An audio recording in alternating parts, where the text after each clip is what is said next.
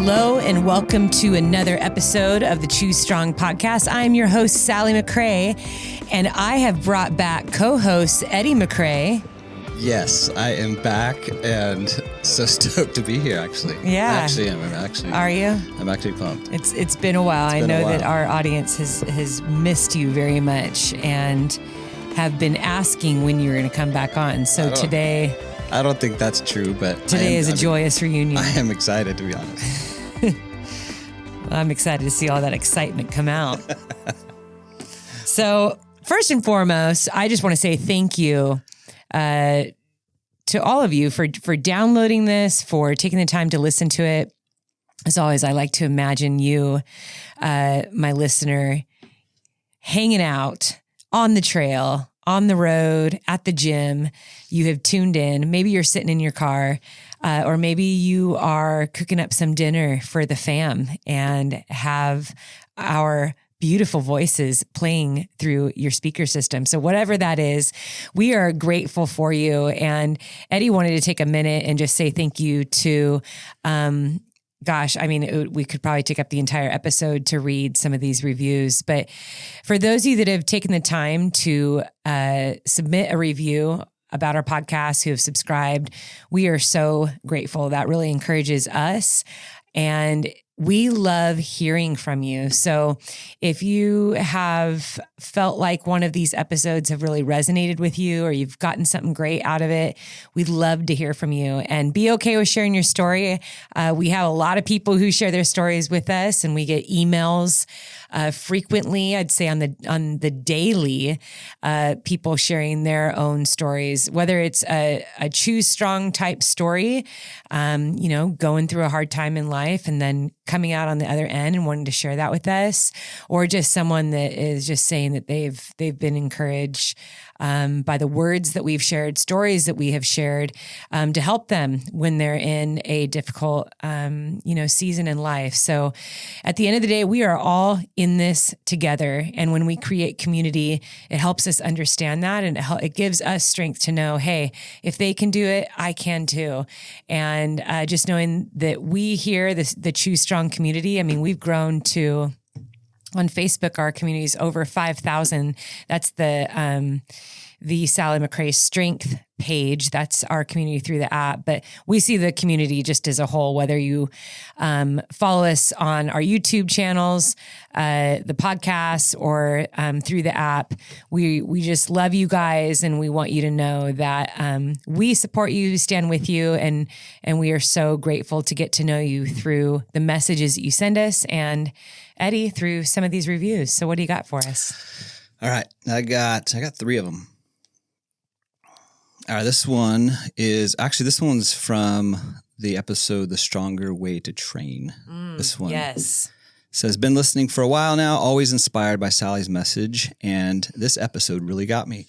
Some good truth bombs to resonate and chew on. Thanks for being heartfelt and honest. Heartfelt and honest. All right. That was the first one. Second one says, incredible podcast for life. I first heard Sally as a guest on a different podcast and instantly was drawn to her personality, her wisdom, and her infectious laugh. I've since listened to all her podcasts and many of them multiple times. Her resilience, both physically and mentally, is on a level of her own. I just love how she always finds the silver linings and reframes the most epic challenges to reach her goals. Can't wait for many more episodes and her 2023 journey through true 200 milers. Thanks for all your wise words, from Dominique. That was a good one. All right, one more. Okay. I really enjoy this podcast. Most episodes are longer than other podcasts, but they don't feel that way. Sally shares amazing stories and her experiences in a way that are genuinely inspiring. This podcast has great tips for life, strength, and running. Eddie is a great co-host too. Can't wait to hear more. I want to thank this person personally. That's why you chose that one. Yeah, I did, actually. There were many that we could have chosen. The one mention of my name. I want to grab that one. Yep. And is that why you were screenshotting that and saving that to your favorites on your photo album too? It's my screensaver. Yeah. Little boost for the day. We got one person that's Got one cheering fan. for me. And so you know, that's why he's sitting here with us today. I was begging to come back on. Yeah. I think people know you well enough now that think so. they know that you never beg That's to not come true. back on. So I want to kind of dive into this episode.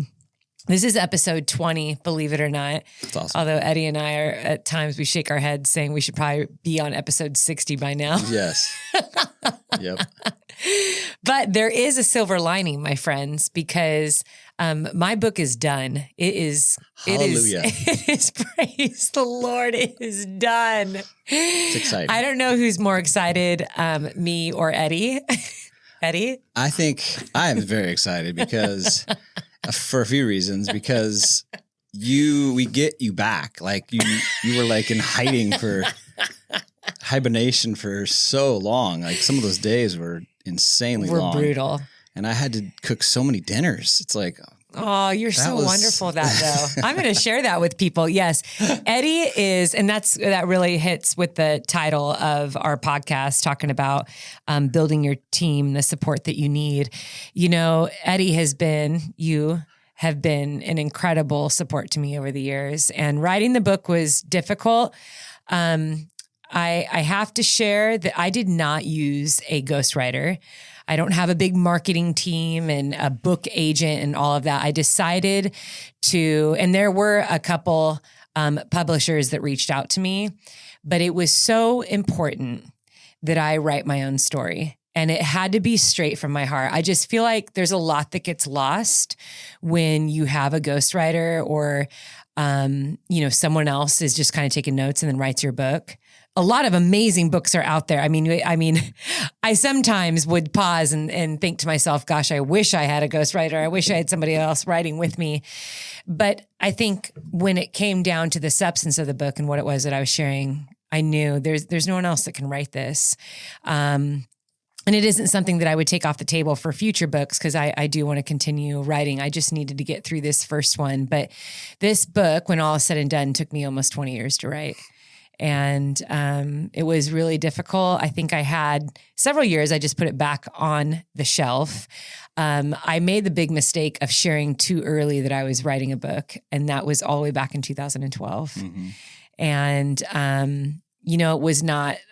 it was not time for me to release the story yet back then. And so my memoir, which we'll be releasing the title and the cover here probably in the next week. Hopefully by the time this podcast is launched, we are going to be showcasing the link, the book cover, all of that in our newsletter. So if you are signed up in our newsletter, which you can find that link in these show notes here, then you will get, the first grab at a pre-book, pre-sale link to get a book, pre-sale link. Pre-book. And then here's a pre-book. You're like, no, what book is that? A book before the book. Oh no. Oh man. So but that's going to be new. Hashtag pre-book. Which in some ways, if you follow me on Instagram, you've probably gotten tiny little glimpses of my writing. But,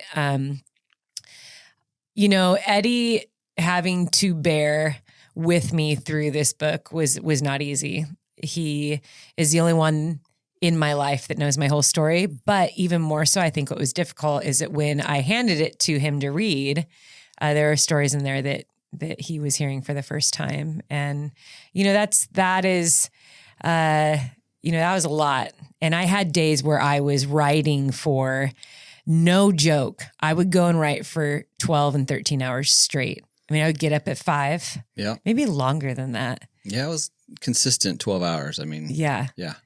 I have this ability to hibernate and hyper-focus and just write. And you had a solid diet of... Oh, no.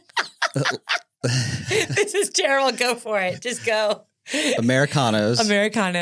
And gummy bears. Very, very strange. Yeah, there's something when I knew I was going to go into heavy riding. I mean, I could barely train on those days too, because I would come home so exhausted. I was emotionally drained. That was what I was going to say. The second thing, I was joking about the food making dinners, but the other thing that, you were gone for so long those days, but then you would come back like emotionally just done. Like you had nothing left in the tank. Yeah. And that was, those days were really difficult. I think it was probably the most difficult in the last 6 months because I had to finish everything. Some of the chapters in the book had up to 15 different renditions because they're told from different perspectives. And then it was like, okay, how much of the details am I going to share in this one? Or maybe this is too long. But what ended up happening was the book was like nearing more than 50 chapters. And we decided then, had a little chat with Eddie since he was the only one I was really talking to the book about. Mm-hmm. But we decided to split the memoir up into 2 parts. So the first one coming out is book 1, and then book 2 will be released at a date that I'm not even going to talk about. I'm not even going to say, but it is more than halfway written. So at least that's good. But this is kind of like a good segue going in because, as once I hit about like November, December of the year, I start to become very contemplative about my following year. And I like to start carving out my goals and really researching what do I want to do for the next year? Because, I've been racing professionally now for almost a decade. And I have done a lot of things that I've wanted to do. I've raced Western States 3 times, UTMB 5 times. I've won races on the Ultra Trail World Tour. I've stood on podiums all over the world on almost every single continent and have felt like, this has been one of the wildest, most incredible rides of my life. And, it kind of started last year when I decided to do the Choose Strong project instead of race. I did this, as many of you guys followed along with this, these 5 different events. And it showed me a lot about what I'm capable of doing. But it was also one of my favorite ways to create community. And I don't know if I don't think I shared this with you. Just last week, Ed, I hit that little button on Instagram where it says you've been tagged. Mm-hmm. I rarely hit that, but I was getting all these notifications for some reason. I don't know if there was an update or something. I was like, I never get notifications on it. But all these things were popping up and I was being tagged in people's posts who were creating their own Choose Strong project. That's awesome. And some people would call it something else, but it was, people tagging me saying thank you for the inspiration, and the stories and the reasons why they were running were incredible, really beautiful stories, and just these amazing feats that they were setting out to do. And so I think the Choose Strong project last year just showed me how amazing our sport is. And for me too, staying true to why I even started running ultras and really what my heart has been, even when I was signed as an athlete, is I really do care about people more than the running, more than the medals. I want to be able to create a community where we can strengthen and connect. And so it's been really amazing. And when I was at the end of 2022, I thought, man, I want to do something new. I want to push my body to the limits again. I want to do something that I've never done before. And that's where these 200-mile races came in. Yeah. Which we're going to dive in here in just a second. But, we decided to launch a YouTube channel around it. So that was a very big undertaking for us. Mm-hmm. We're like, how in the world are we going to do a YouTube channel on top of everything else that we're doing? How are we going to pull this off? But on top of that, it was me, when I create these big goals, I see Eddie and I as a team, no matter what, whether when Eddie was a pastor, when he was a teacher, we are, we're working alongside each other, and especially with the kids. What I do impacts the family. What Eddie does impacts the family, and we all want to support each other. And so, Ed, I don't know if you remember when I came to you with this idea of doing a 200-mile race. I don't think I said that I was going to do all of them. But No, you even forgot to mention that. But again, I was not surprised. that's how I got him to say yes. Yeah. You Tricked weren't me. surprised. No. And why surprised. weren't you? Because people ask you this I'm all the not- time. Yeah. Because there are 450 ideas from your head that come spitting out at me daily. And that was just one of them that stuck. But so, no, I was not surprised. Yeah. I think we're at this point, we've known each other since we were 18. Remember early on when I think it was right after I was first signed as a pro. And we get, I've been nudged and criticized. I mean, I've gotten some harsh critics in the past, especially when the kids were really little.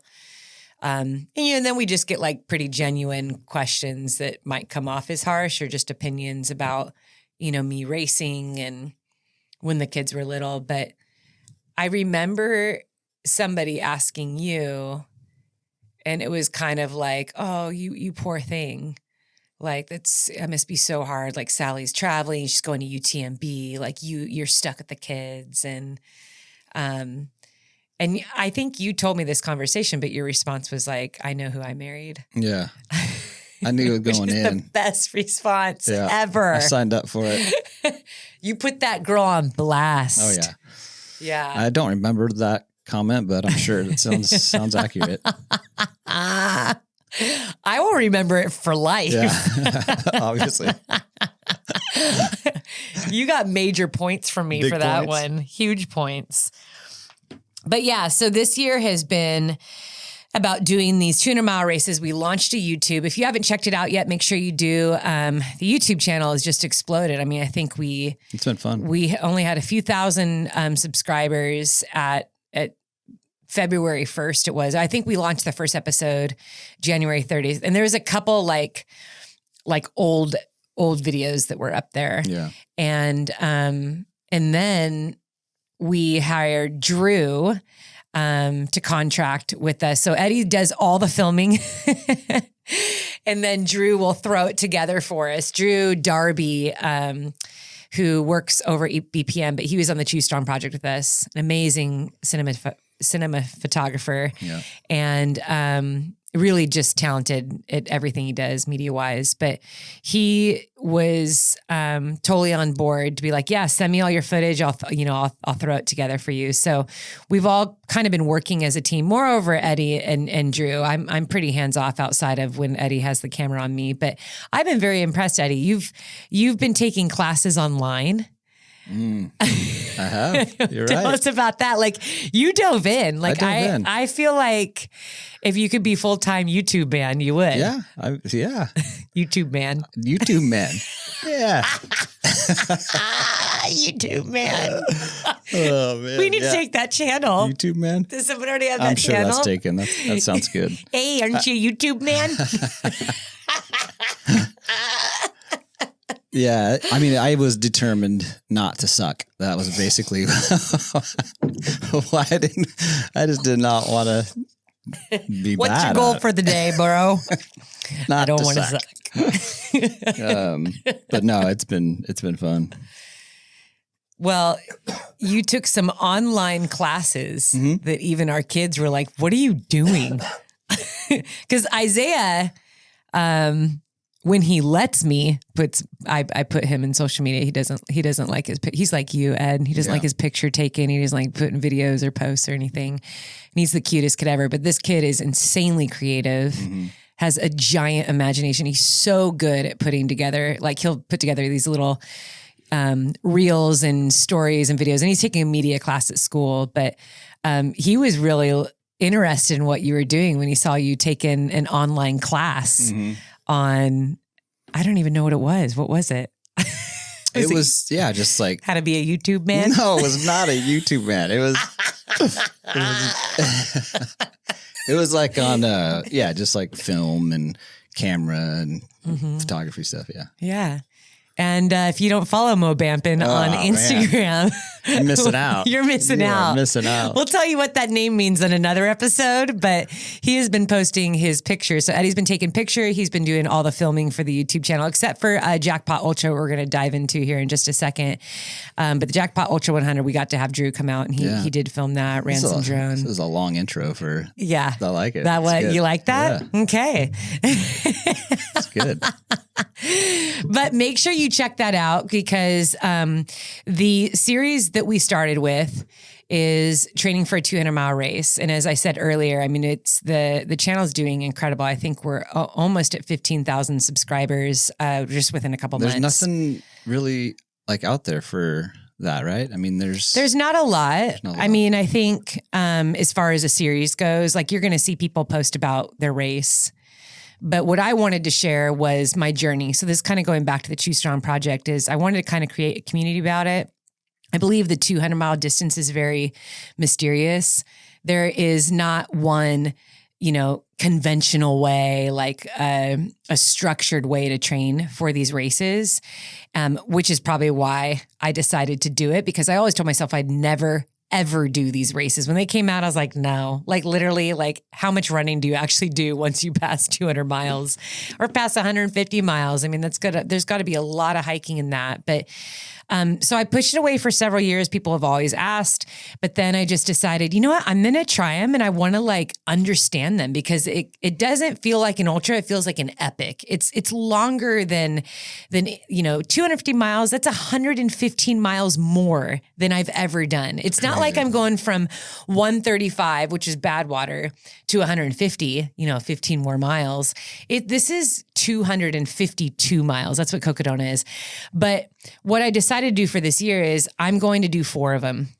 And I want to try something different at each race. I really want to learn. So this first one, I thought, let's do a series on it. I'm going to be totally vulnerable and just share with people all the different ways that I'm training. What if you go out to Cocodona and you crush it? And you're like, dude, I nailed it. I got everything correct. Are you going to change it for the next one? Or are you gonna be like, my track record says that I rarely crush anything my first time.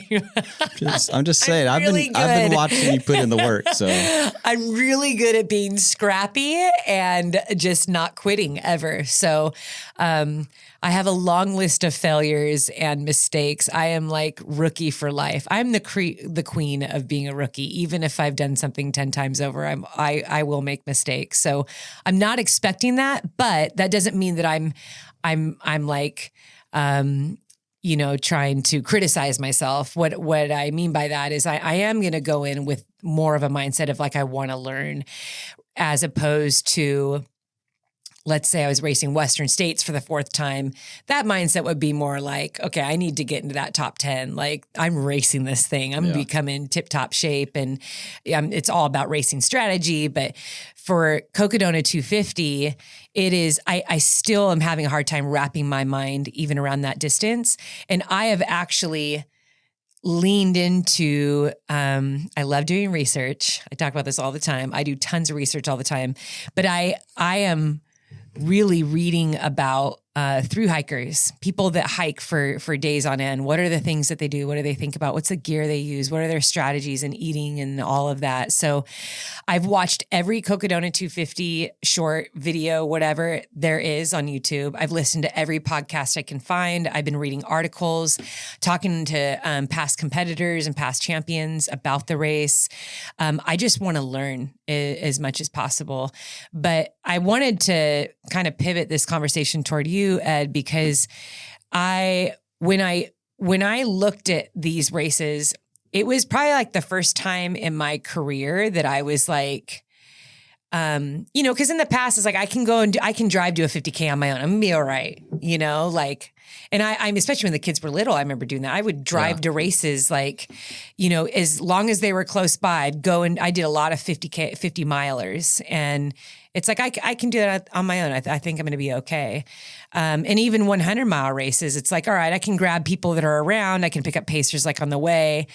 But with these 200-mile races, I thought, gosh, like I actually really need Eddie to be on board for a few reasons. One, like I want you there, because I'm out there for multiple days.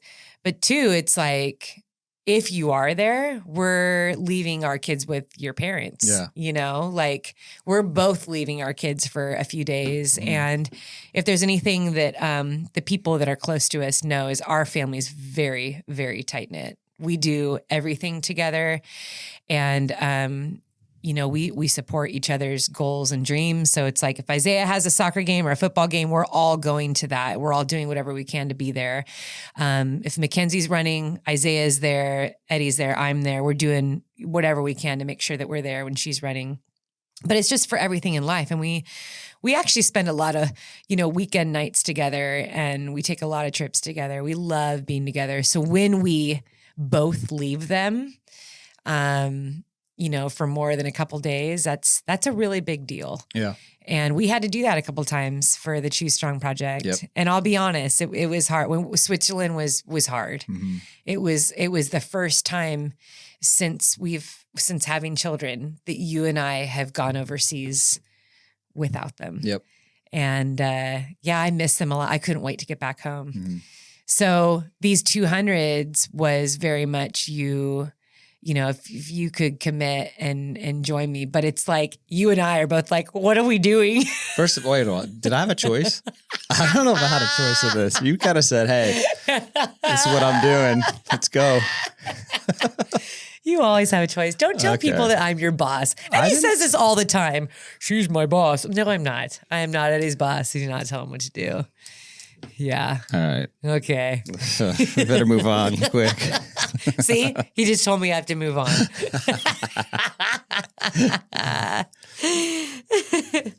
All right. So we decided that, I decided. There we go. Yep. This part I decided because you didn't run this with me. So. Unless it was a lap around the block. No, I did not. So I thought I would do this fun and crazy idea of doing a 100-mile race as a training run. Yeah. Not a race that I was going to build up into. It wasn't anything like my training did not build up into the Jackpot Ultra 100. So if you guys are not familiar with this race, it's a United States track and field 100-mile championship race because it's on a loop course. And I do not like loop courses. The closest I got to doing a loop course was Javelina 100, which is, you know, it's 5 loops of 20 miles, which, okay, I had to really like psych myself out to that, which ended up being one of the funnest races I've ever done. Arvipa running, they put on like the best races, but that's actually a race I could see myself doing again. I did not think I'd enjoy that race that much. And I did that back in 2019. Because of the loops? Yeah, I just don't. So one of the greatest joys that I find in the sport, and I whenever I talk about what I do, I usually say I'm a mountain runner because I love the mountains and I typically race in the mountains. If it's a mountain course, I want to do it. And I love the courses that are point to point. It's an adventure. It's an exploration. It's a great way to see the world. It's like just the funnest adventure. Even if you're racing it super hard, it is just such an amazing experience. And I just feel like if I'm going to put my body through 100 miles, why would I do it on a mile loop? like that's so boring. Like that is like, there's so many places that you can see. And this too is why I love talking about so many different races. Like I know we have our big races that everyone wants to get in and these lotteries, but like there are so many gorgeous races out there that have amazing courses and views and communities. And it's like, if you're going to race 100 miles and you like doing that often, like go see the world, go explore like the world and the land around you. I'm not even saying you have to travel internationally. Like we have amazing courses all over the place, but the Jackpot Ultra, that was why I chose it, because I knew that mentally I was not going to be excited. And, one of the great joys in life is to pursue the things that excite you. And I think that enthusiasm is a very powerful thing in whatever it is that you do, because it's kind of what helps get you through that hard training. And when you're tired, it gets you out of bed because it's just you're enthusiastic. You have a true love for it, whether it's hard or not, you do it because you love it. And the 100-mile distance, because I've been doing it now for over a decade, my perspective on it has changed so much. I can't remember the last time I thought like, oh, I hope I can go that distance. And that sounds crazy saying that out loud, but when you've done it so many times and you've rebounded from it so many times and you've trained over and over, what you're showing yourself is what humans are capable of doing. I don't think there's anything extraordinary about my body. It's just like humans are capable of doing this, and we are amazing at adapting. And so that was another reason why I knew I could do this. Like I wouldn't say to someone who's brand new to ultra, like, yeah, throw a 100-mile training run in there. It's like the reason why I could do that was because I've had years and years and years of training and racing that distance on my legs. Like I have built up that body. I earned to be able to do that. And so I didn't want to take that lightly, but I wanted to kind of like push the needle a little bit, and also change discussions about training, which I love doing because I do not train in a conventional way. So the Jackpot Ultra was, I'm going to go into this race not excited because I don't want to do a loop course on cement. The second thing is that I was not going to taper for it at all. Like it was one of those things that when did we start even packing for it? It was like the day before. Yeah. We were like, I think. Yeah, because we didn't need a lot of stuff. We were just driving out, doing it and coming back. So we knew we weren't going to be long, and we didn't really have to spend a lot of time. I didn't bring a pack. I mean, it was so minimal. Eddie had. Plus we went out, when we went out there, we went to the store and grabbed stuff that we needed, right? Yep. So we didn't really need to pack anything. We didn't. I mean, I think when we got there, we were kind of laughing because that's a different community. It's the 24-hour community, the 48-hour community. Mm-hmm. It's the runners that do those races on the track and small loops. Like I'm brand new to that. I have no idea what's going on. Yeah. But when we got there, like people had tents, people had full-blown tables and chairs, several coolers. You know what Eddie had? I'm a simple man. Go ahead and explain what you had. All I had was a lid of a container, basically. I just put that on the ground and pretty pathetic. You know those 40-gallon Rubbermaid containers? All Eddie did was take out the lid, not even the box, and he threw in some rocks under a tree. Okay, you can... Actually, no, it wasn't under a tree. It was like flaming hot after a while. I'm like, I should probably move it under the tree.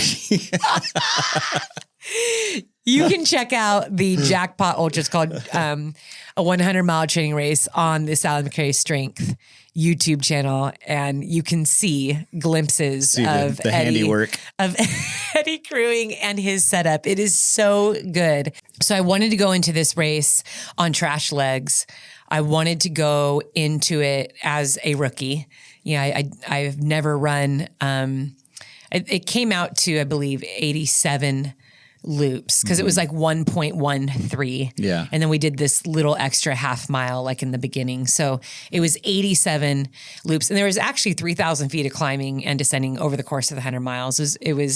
I mean, that isn't a lot over the course of 100 miles, but that was nice that there was a little bit of elevation change throughout that loop. But just knowing that I was going to go into this very tired. So I did some big mountain runs, some really intense long weight sessions in the gym.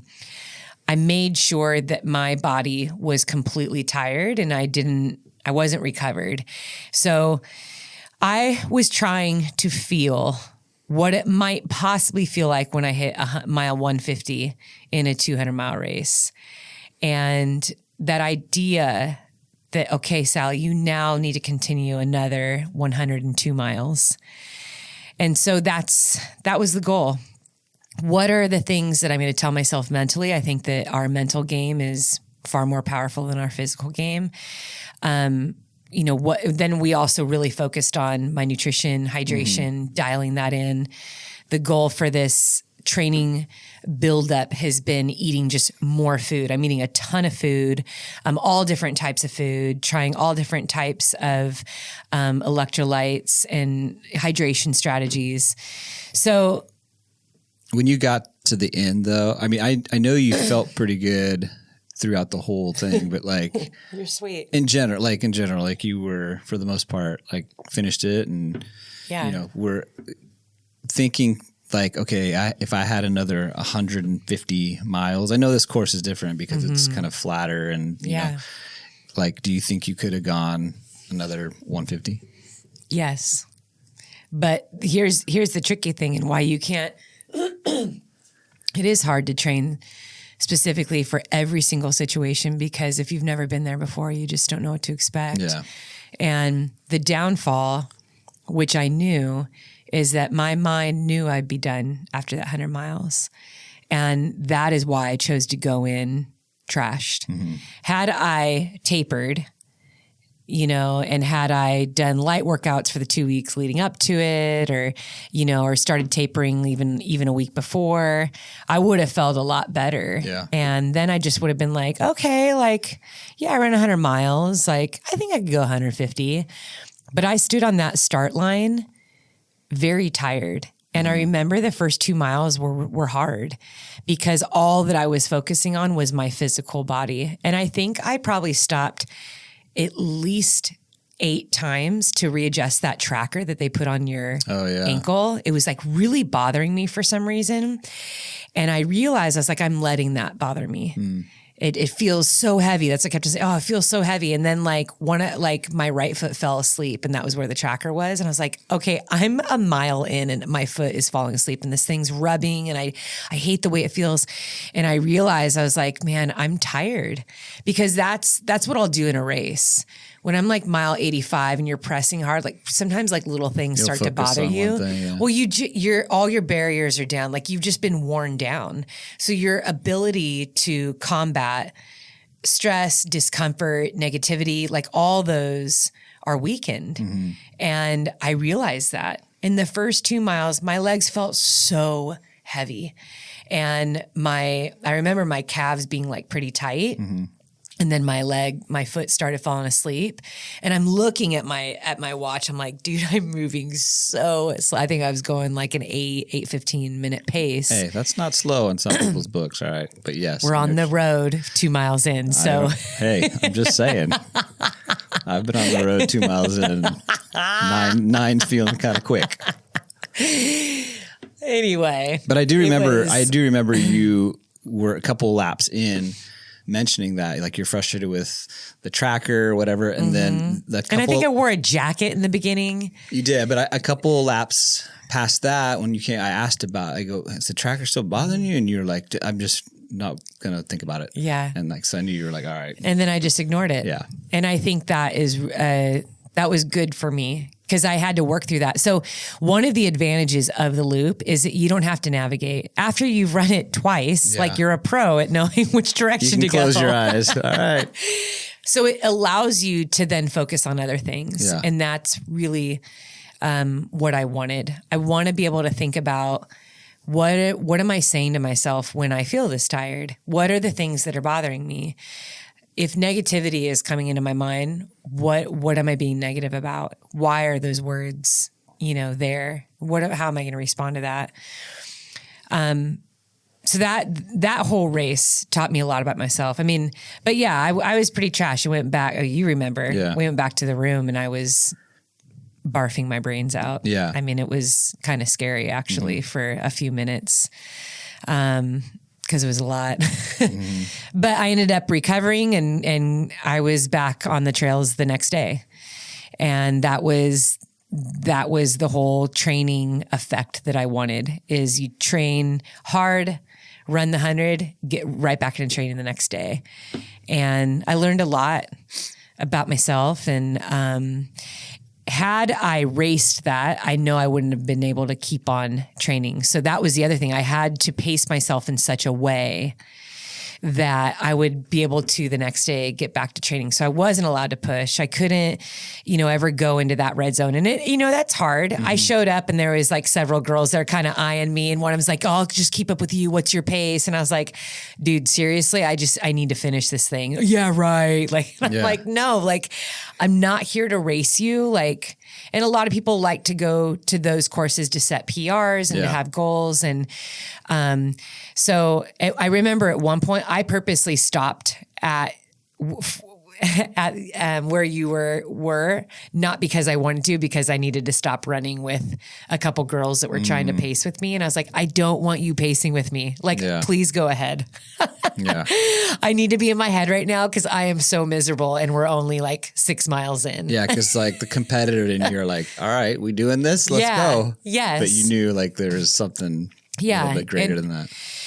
100%. I mean, I think, that will always be there. And that's just also my pride, and I put on a team kit. It's like, this is what I do for a living. Like I'm here to race, but I had to keep telling myself, no, this is part of the training for a greater race, for a greater goal. And the goal is to get to Cocodona strong and not hurt, ready, right? Yeah. And not hurt. And not trash. Like I knew I was trash going into that race, and I knew I was like just walking a fine line by doing that.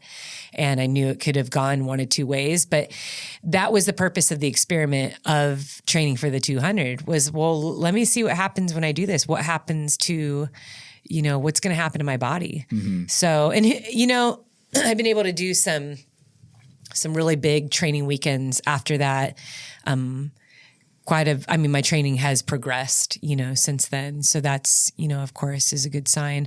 But the other thing that was important to us, we chose this race because it was only 4 hours from home. Yeah. And Mackenzie was attempting to break 5 minutes in the mile for the first time. She's since done it a few more times and just keeps lowering that number. Mm-hmm. But it was this big invitational that you had to be invited to. A lot of pros were there. It was Sound Running Invitational in San Juan Capistrano. And I remember telling myself, well, okay, the goal is to get under 20 hours. Like I would be so stoked if I could do it under 20 hours.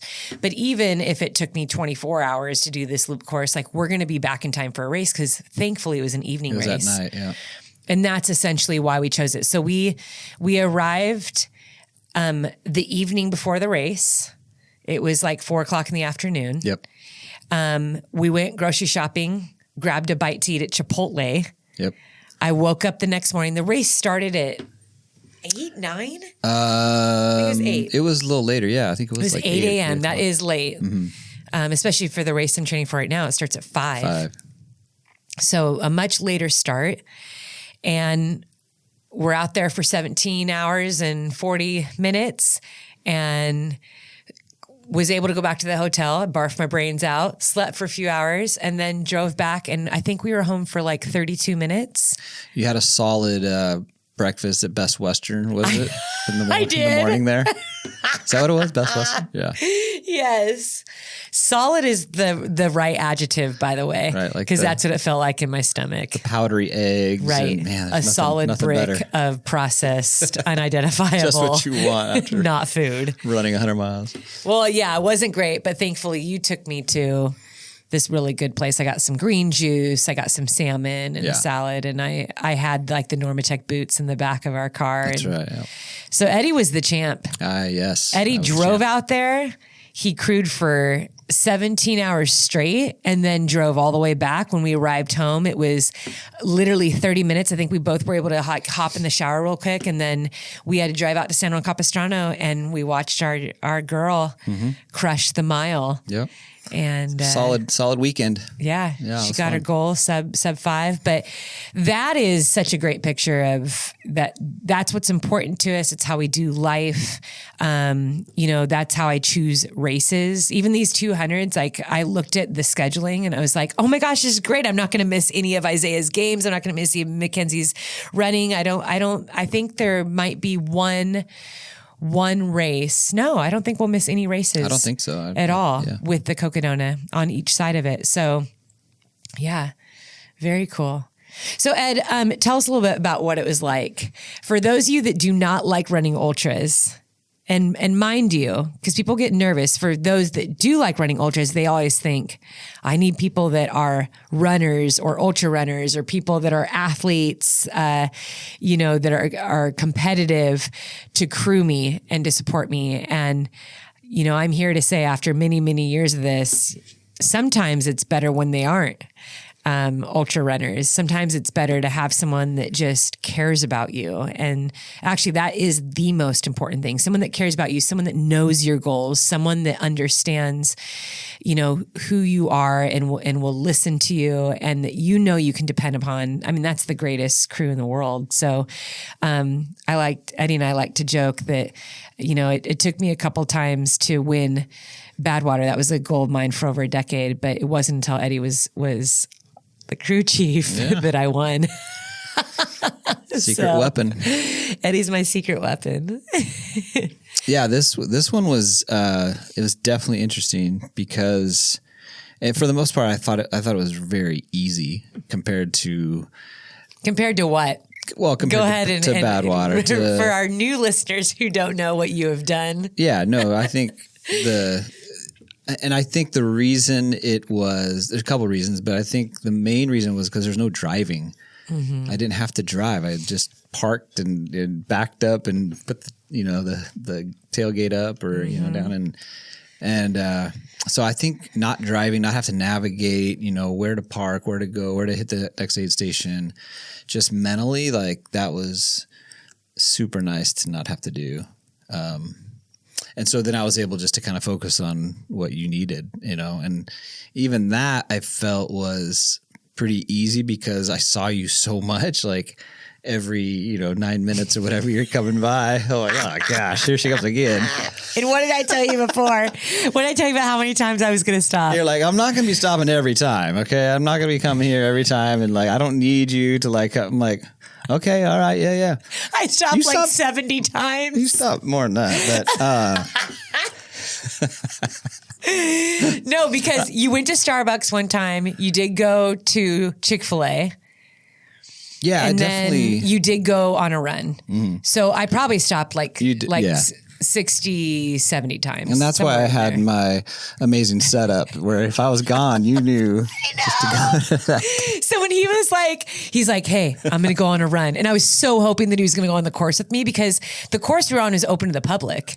So people are out there walking their dogs, and it's this really cool community park. Yeah, so cool. You can tell the community loves that park. So you have these sweet old ladies out with their tea, just chatting away. And then you have families and their little kids on bikes. So, and it's wide enough too. It was never a problem. I never felt like I was going to run into anyone and I'd say the community knew what was going on. So it probably is more crowded when there's not a race there, but it's a great park. Mm-hmm. And I do actually highly recommend this race, the Jackpot Ultra. What I loved about it too is entire families were crewing. So you see people that have maybe their parents are probably a little bit more elderly and can't navigate a mountain, but it's how exciting for them to watch, their family member be able to run, an ultra and they get to be a part of it. Mm-hmm. So I loved that. As you saw a kind of a lounging all day aspect. You really get to know the people around you. But I was laughing because the couple times, and I did care about you not staying there. I didn't want you to stay there. And a part of that was also a mental side. I can't depend on you for every mile. That's just not good. And especially because I already started tired. I know myself well enough that the more fatigued I become and I see you, my husband, I'm just going to be that much more mushy. Oh, take care of me. Mm-hmm. But if I'm out on a mountain and I'm 12 miles from my crew, I don't get that. I need to push through to get to the next aid station. So we just agreed. I was like, if you leave, just leave the lid on the ground with a bottle. And I think what was it? I think dried bananas. Oh yeah, the dried bananas. Yeah, dried bananas, an extra water, and then an electrolyte bottle. I think that was kind of if I left, leave those out. And it was perfect. Good. Yeah, it was so perfect. Harvey Lewis, who is one of the greatest ultra marathoners around and just one of the sweetest, kindest souls. I was texting with him the day before. I was like, hey, you are a pro at these. He's amazing at the loop courses. He's super fast and he's done all the 24, 48 hours. He's done some really amazing things. So I said, give me the best advice. He's like, most runners die out after 10 hours because everyone's pushing the pace because you can. Mm-hmm. So everyone goes really fast the first 10 hours. And he was right. Mm-hmm. I couldn't believe it. at that point too, because I was so conservative,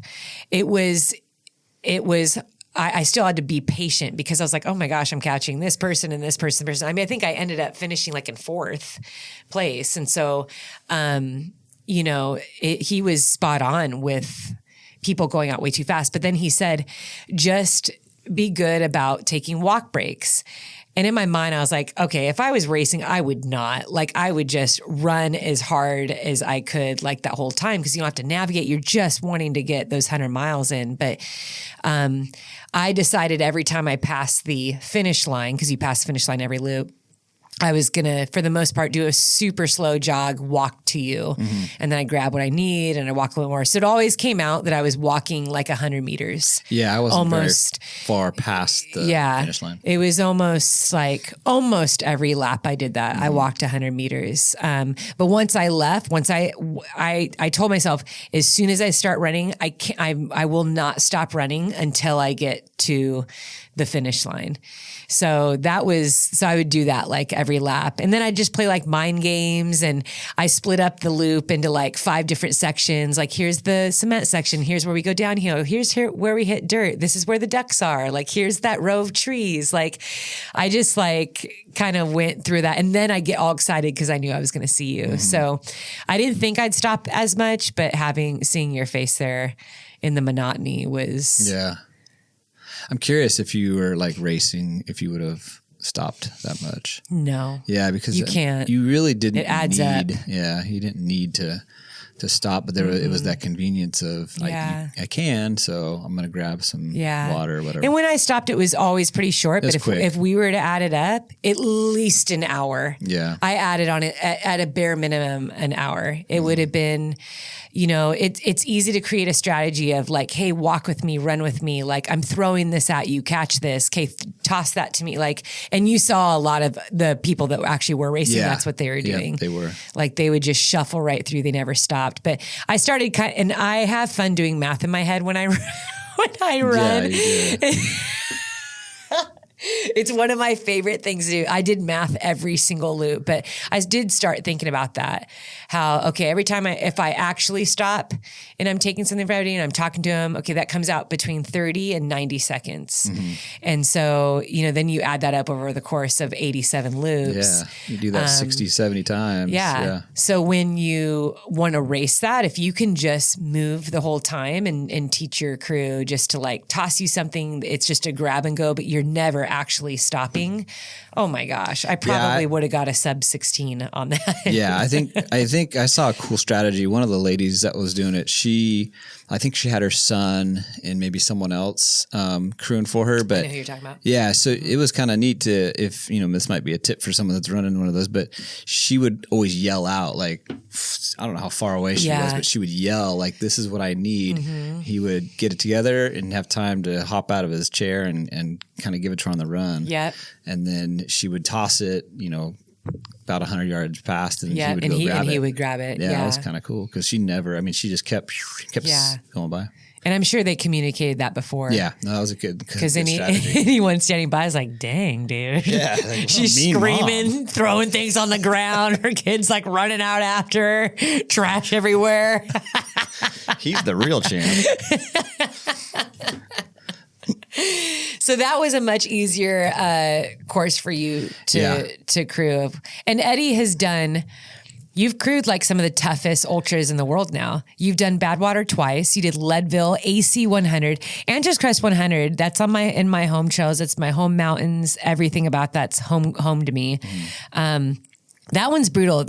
It's not talked about as much. They are very, very old school in how they market that race and how they run it. I mean, you go on the website even, it's hilarious. And even just the weekend and that's why I love it. Yeah. It is like old school ultra running, but hands down one of the toughest 100s in the United States. And that was part of the Choose Strong project. But the reason why is because you're at altitude the whole time. you have the most gnarly volcanic hot heat, because even though you're up in the mountains, Southern California, it's high desert, and we're only like 3 hours from Death Valley. Like we have every type of terrain and environment to train on here, which I love. And I always like giggle because people are like, you live in Huntington Beach, how can you be a mountain runner? Like I got the tallest mountain in the lower 48 states here, just a few miles from home. We got Death Valley. But the other cool thing is that even if you are up, 9,000 feet high here, you can get some pretty wicked heat, and there's canyons up there. Mm-hmm. And that course, I mean, you guys had to navigate through some pretty tough heat, windy mountain roads, trying to time to get me, to meet me at each of these aid stations. You've crewed in Switzerland, so in a brand new country you've never been to, you had to put your crew car on a train. Yep. Leadville was another one. I mean, that is a race across the sky, literally across the sky. That race is at 10,000 feet and higher the whole time. So you've done a lot. So I think the Jackpot Ultra, in my mind, I did like that. I was like, I know he won't be stressed out. Yeah, it was not stressful because like I said, even if I didn't have something that you needed, it's like, you're going to be back in 9 minutes. I got time to grab it. And, so yeah, that part was not stressful. It was actually very enjoyable. Yeah. And that actually made me really happy. And I think, I think as both crew and runner, that's something to think about. It took me a few years to learn that. Like when I was working with crew, I think that in the beginning of my career, I think it was easy for me to be pretty selfish. Like everyone's here for me. Like all you're thinking about is me. And then you realize if you want your crew to be the best it can be, you have to take care of them. And you have to be able to tell them like, hey, like I have this, here's like a whole stock of food. This is just for you. Like this food's for you. Or like I got pillows and blankets and like, hey, between these two things, these two aid stations, you guys can sleep for half an hour, or adding one extra person onto the crew just for that reason to carry, the burden. Cause, every year I'm like, okay, do I need 4 people on my crew for Badwater? And it's like, yes, you do. Like it is amazing how much you guys do that entire race. I don't think people understand crewing Badwater is like running the race in itself. Yeah. It is so difficult. I don't know if that's not a great comparison. I don't know if it's going to be that hard.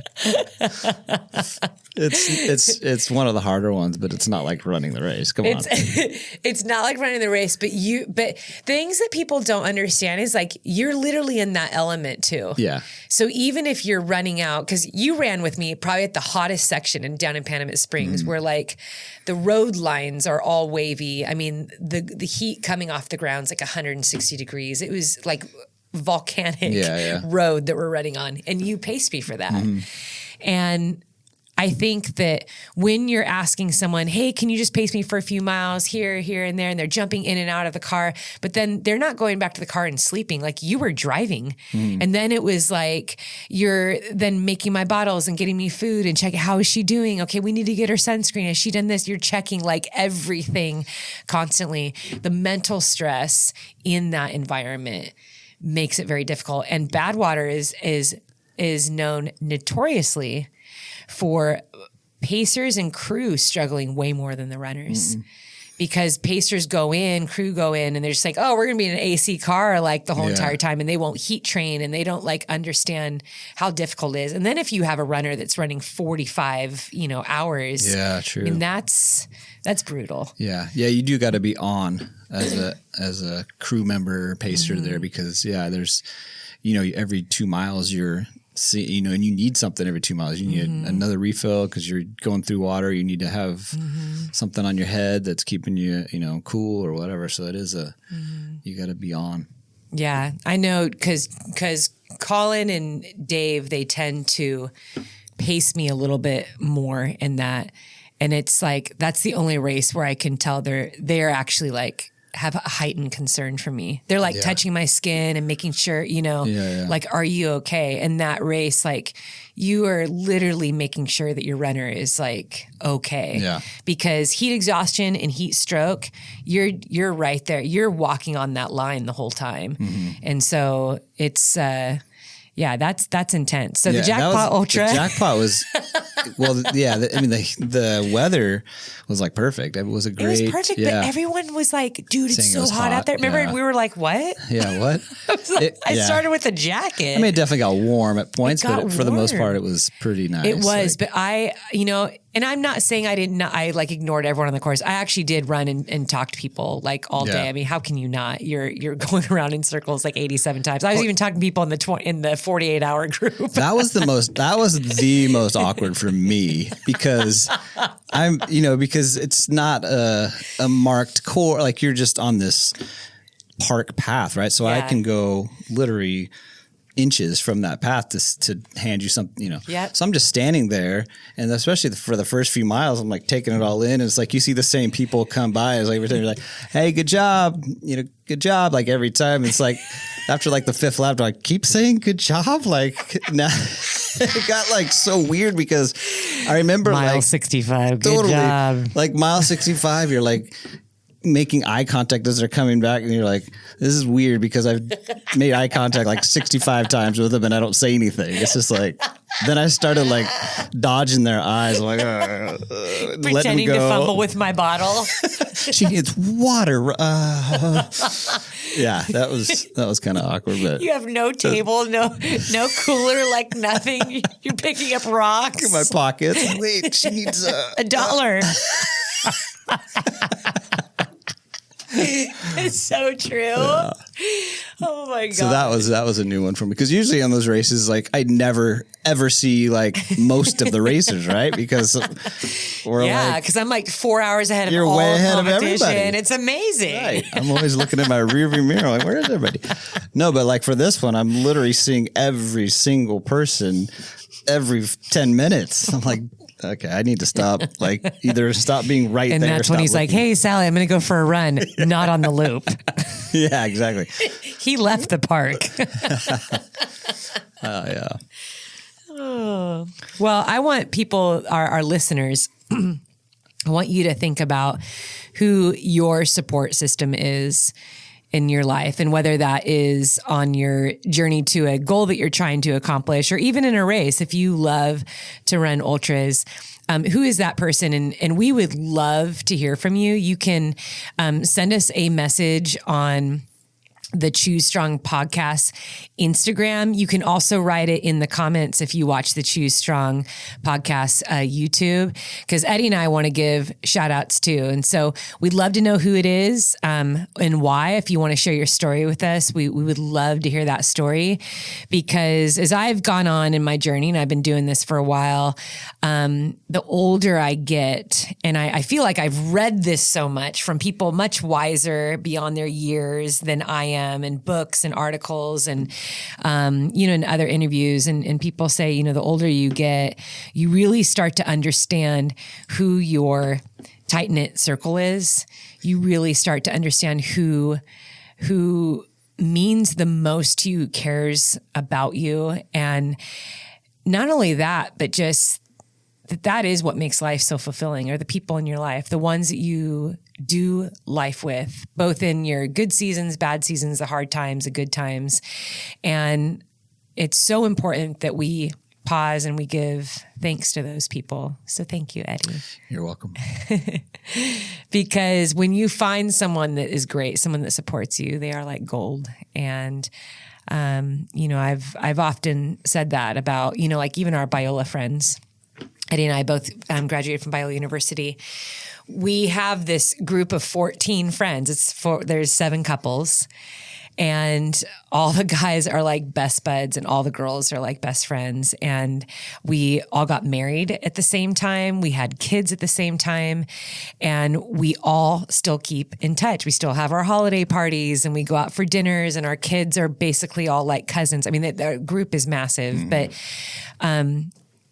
for all the times that we've moved, for all the places that we've traveled and all the people we've met. I mean, there's no one like our Biola family. And just knowing like, wow, when you meet good friends, when you have a loving, supportive family, when you have people that got your back and just stay with you year after year, man, those people are gold. And that's what it's about. It's creating that community and being thankful for the people around you, because, you know, when I look at what I've done just in training and what you and I have been able to accomplish together, it wasn't until you left your job as a teacher that I was finally able to launch my app. I was finally able to launch my podcast.